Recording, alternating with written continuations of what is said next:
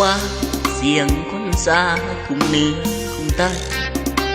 ว่าคอยขอสาวบ่ได้น่าอายหมู่กองเหลือเกินเสียใจเต็มที่ก้มหน้านี้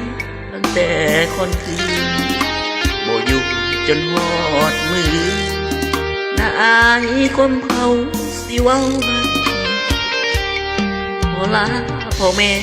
เก็บผ้าแพรกระเป๋าเสื้อผ้ากดกันไว้เด้อน้ำตา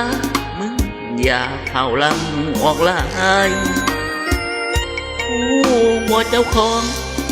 ตอนนี้กำลังอยากอายสิไปหน้าเท่าแก่สองชายจึงขอไปตายดาบหน้าดีกว่า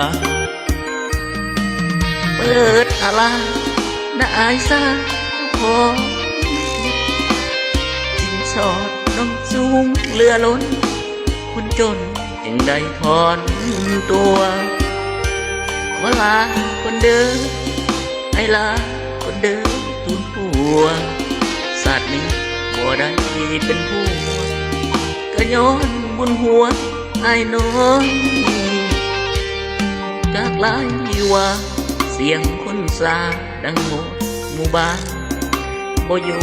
ให้คนเขายันสู้กัดพันไปหน้าบ่ทนถือเป็นบทเขียนที่เฮาพอสาวแล้วปล่อยอกหักเก็บขังแค่คอยย้อนเงินเฮาน้อยจึงบ่ได้สาว